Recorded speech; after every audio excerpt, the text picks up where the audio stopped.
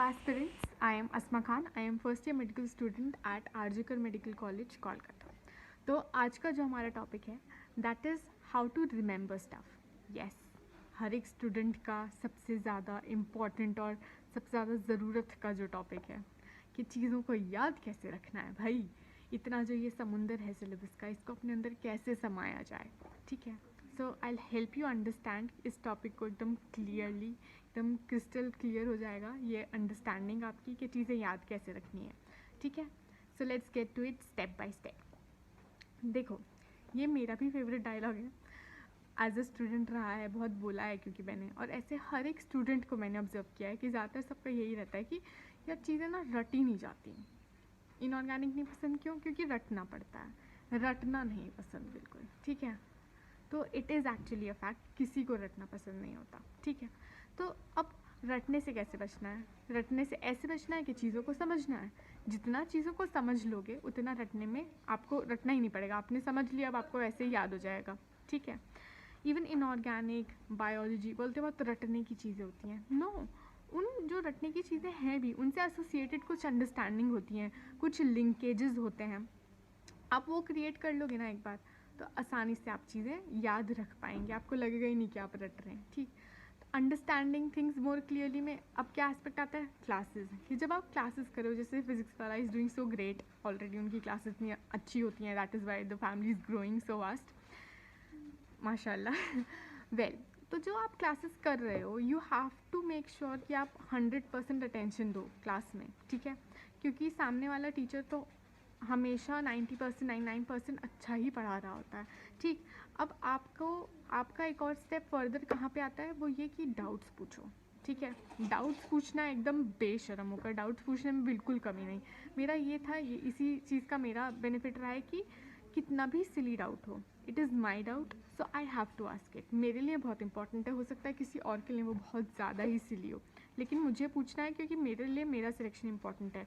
कोई और तो अपनी सीट छोड़कर मुझको नहीं दे देगा अगर वो सिलेक्ट हो गया तो उसको अगर मेरा डाउट सिली लग रहा है या वो कुछ मेरे बारे में सोचेगा, that has nothing to do with my selection.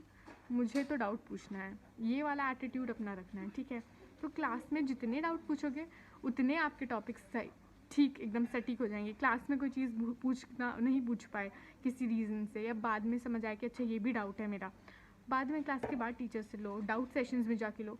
Doubts clear करना बहुत ज़्यादा इंपॉर्टेंट है, क्योंकि जितनी चीज़ें अच्छे से समझी हुई होंगी उतनी ज़्यादा याद रहेंगी. Second step on to remembering stuff, जो मेरे लिए have done magic, was recalling.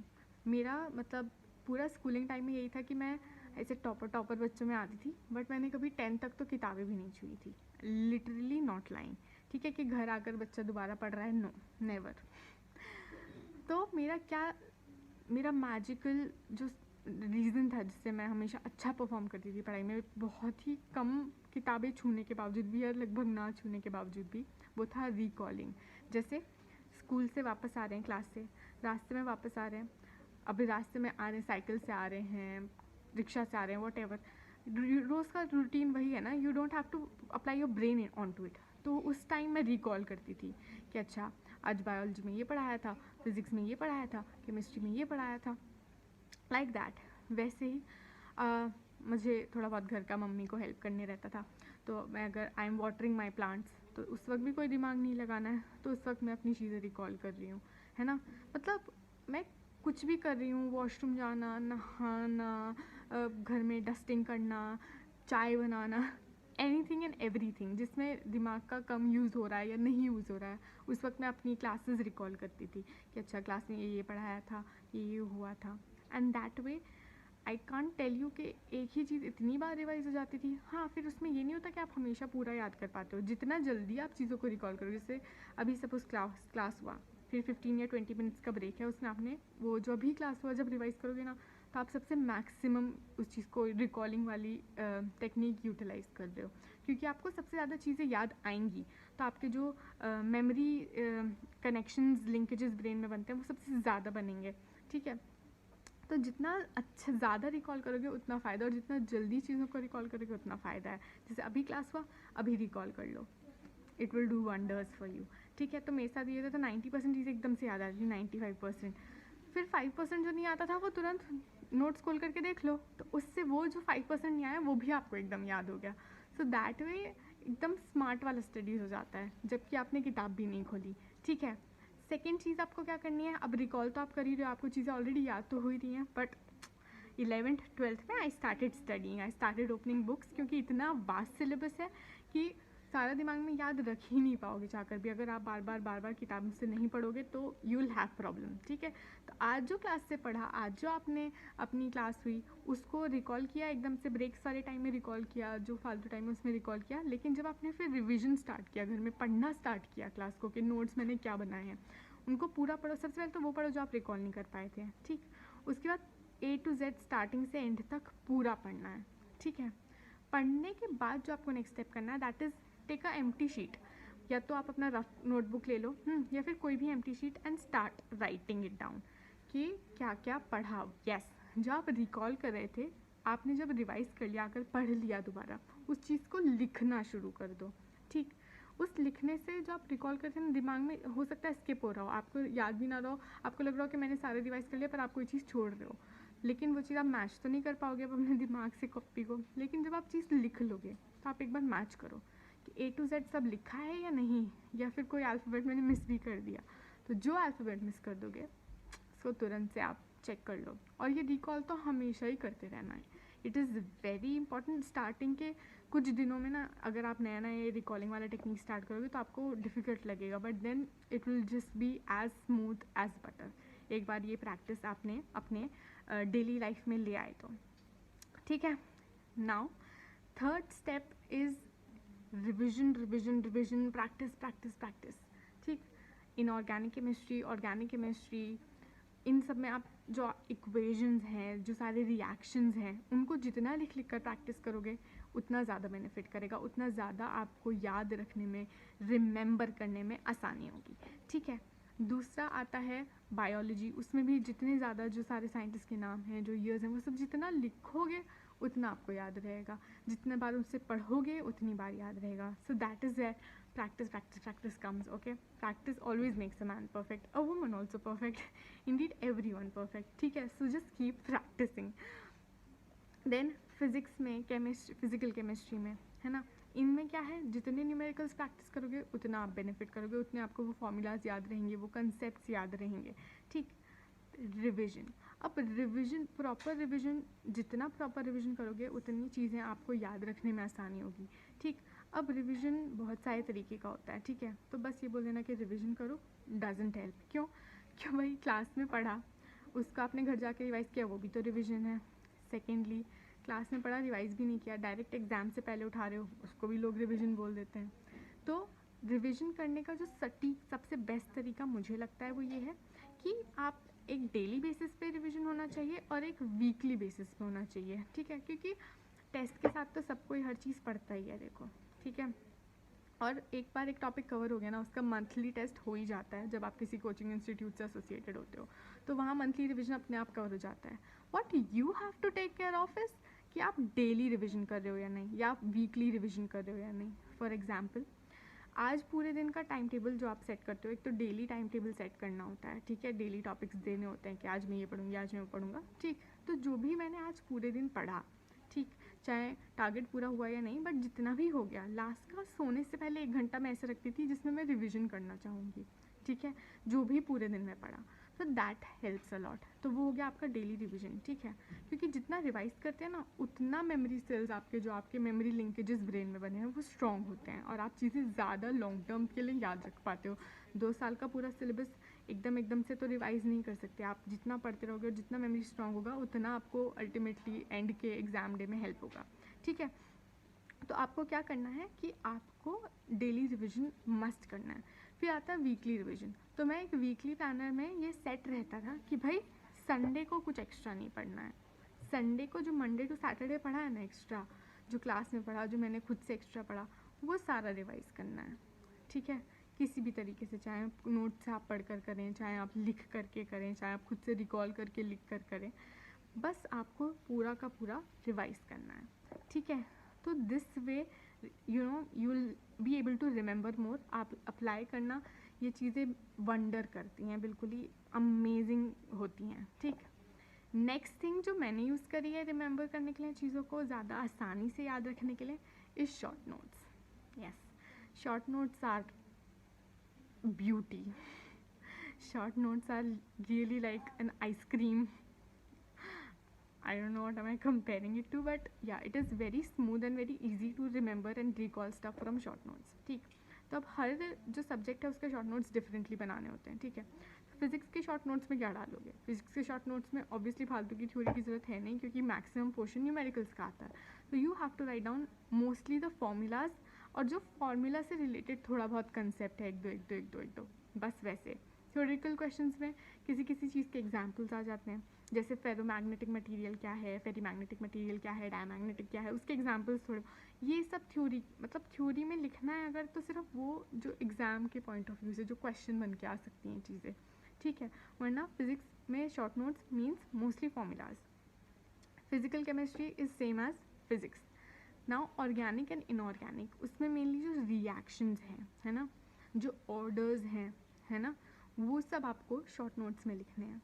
Now comes biology. तो बायो का एक बहुत बड़ा फैक्टर है कि काफ़ी सारे टीचर्स भी बोलते हैं कि बायो में क्या शॉर्ट नोट्स बनाओगे, बायो तो पूरा इंपॉर्टेंट है। No, it is wrong. ये मेरी खुद की अपनाई हुई चीज़ है।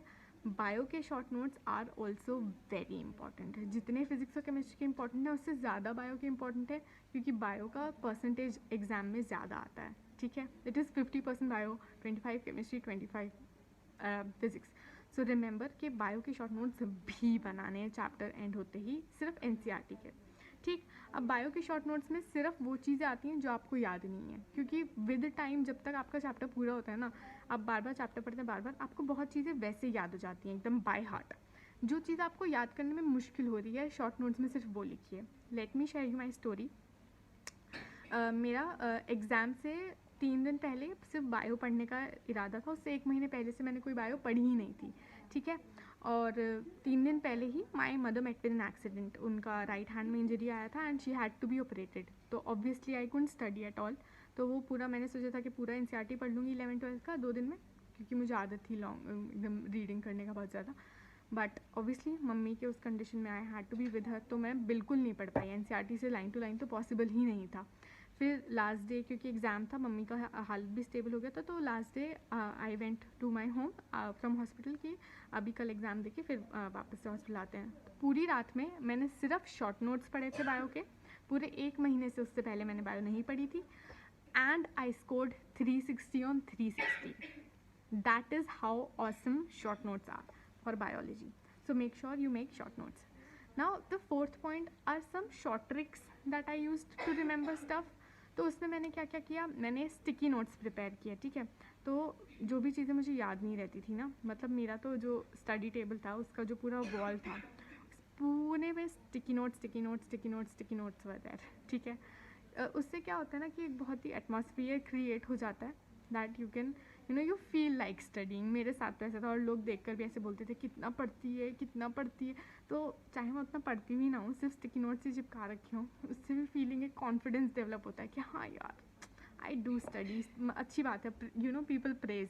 तो एंड ऑल्सो क्या होता है ना कि ऑब्वियसली ऐसे नहीं आप बैठ के पूरा दीवार पढ़ते रहोगे, नो।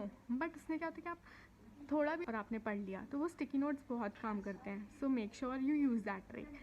सेकेंड ट्रिक जो थी, that was for the years and for the scientist. तो उसके लिए मैंने क्या किया था, मुझे साइंटिस्ट और ईयर्स याद रखने में स्पेशली बायोलॉजी में काफ़ी दिक्कत हुई थी। तो मैंने क्या करती थी कि मैं अपनी मम्मी का, अपने बेस्ट फ्रेंड्स का, अपनी सिबलिंग्स के नंबर्स में उनके नाम की जगह ईयर्स और साइंटिस्ट के नाम सेव करती थी।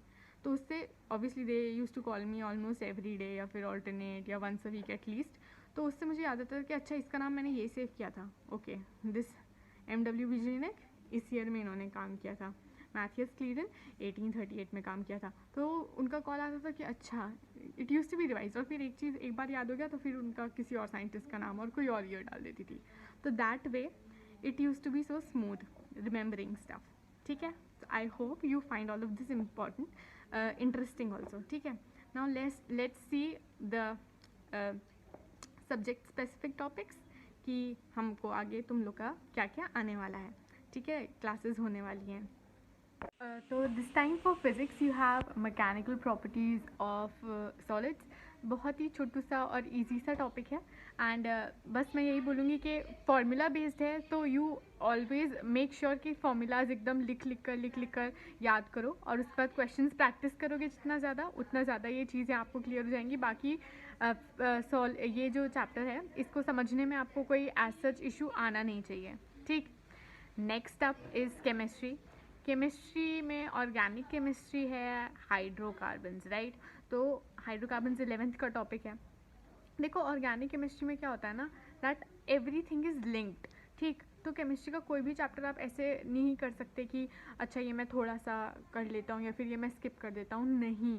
स्पेशली जो 11th का पूरा है जीओसी और हाइड्रोकार्बन्स, ये आपको बहुत स्ट्रॉन्ग करना होता है, ठीक है। तो काफ़ी मुश्किल पड़ जाती है, ऑर्गेनिक लोगों को काफ़ी डिफ़िकल्ट लगती है। तो उसके लिए मैं ये मानती हूँ कि सबसे पहले इम्पॉर्टेंट है एनसीईआरटी, ठीक है।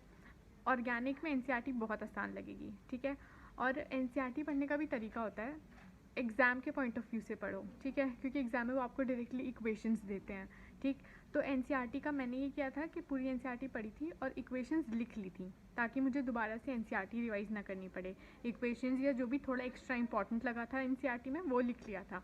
तो एनसीईआरटी में काफ़ी कम इक्वेशंस है। जब आप नोट्स लिखोगे, जब आप क्लास में पढ़ोगे तो बहुत ज़्यादा लिखेंगी, लेकिन वो सारी ही एनसीईआरटी के इर्द गिर्द घूम रही होंगी। तो एक बार एनसीईआरटी आपकी स्ट्रांग हो गई तो आपको फिर ऑर्गेनिक केमिस्ट्री का जो क्लास का काम है, जो आपका नोट्स प्रिपेयर्ड है, वो सब याद करने में बहुत आसानी होगी, ठीक है। तो first NCERT than anything else, ठीक है। और उसके बाद क्वेश्चंस प्रैक्टिस करना, तो भाई देखो फिजिक्स और केमिस्ट्री में मस्ट है ही, हर टॉपिक का जितना क्वेश्चंस प्रैक्टिस करोगे उतना you will remember stuff, right. Yes. Next is biology. Yes, bio में रेस्पिरेशन है, राइट। तो रेस्पिरेशन एक ऐसा चैप्टर है जो आपने क्योंकि पहले भी पढ़ा होता है कहीं ना कहीं, थोड़ा ना थोड़ा, ठीक। तो याद करना आसान होता है ना, समझना आसान होता है, लेकिन जितना आसान इस चैप्टर को याद करना होगा ना, उतना ही आसान इस चैप्टर को बोलना भी होगा। यस। तो इस चैप्टर के लिए what you have to make sure is कि आप इसे रिवाइज ज़्यादा करो, ठीक है। तो आप इसे हफ्ते में बीच में भी एक बार लगा लो, ठीक है। और इस चैप्टर को एनसीईआरटी से मेन फोकस तो हमेशा एनसीईआरटी ही रहना चाहिए, ठीक है। एनसीईआरटी से तो रट लो, बिल्कुल एनसीईआरटी से बार बार रिवाइज कर लोगे तो भी चलेगा। अगर आप नोट्स एक बार याद कर लिए फिर एक ही बार रिवाइज कर लिए, लेकिन एनसीईआरटी आपने 2-3 बार कर ली तो it will be still be fine, ठीक है। तो रेस्पिरेशन को मेक श्योर कि हल्के में ना लिया जाए, ये ना लगे कि अच्छा ये तो पहले से आता है, ये तो अच्छे से समझ में आ गया, नहीं। You have to keep revising it a lot. ये चैप्टर बहुत आसानी से भूला जाता है, इसमें बहुत आसानी से फंसा लिए जाते हैं बच्चे, ठीक है। इसकी एनसीईआरटी की इन बिटवीन लाइंस भी थोड़ी थोड़ी ट्रिकी हैं, तो मेक श्योर कि वो आप हाईलाइट कर लो जो आपको ट्रिकी लगे, है ना। ताकि अगर पूरा चैप्टर भी याद करने का टाइम नहीं मिल रहा रिवाइज करने का, तो वो जो आपने हाईलाइट किया हुआ है उस चीज़ को एटलीस्ट आप बार बार रिवाइज कर लो। तो जो आपको डिफ़िकल्ट लगा था, जो ट्रिकी लगा था, वो आपका रिवाइज होता रहेगा, तो फिर कुछ भी डिफ़िकल्ट या ट्रिकी रहेगा ही नहीं, ठीक है। एंड यस, सबसे इम्पॉर्टेंट बात, तीनों ही सब्जेक्ट में आस्क योर डाउट्स। कितने भी सिली लगें, कितना भी लगे मजाक उड़ सकता है, कितना भी डर लगे, कितना भी कॉन्शियस फील हो, डाउट्स क्लियर करने हैं, नो मैटर वॉट, ठीक है। You are paying for that mainly, ठीक है। तो अपने डाउट्स 100% क्लियर करना। Now all the best, study hard.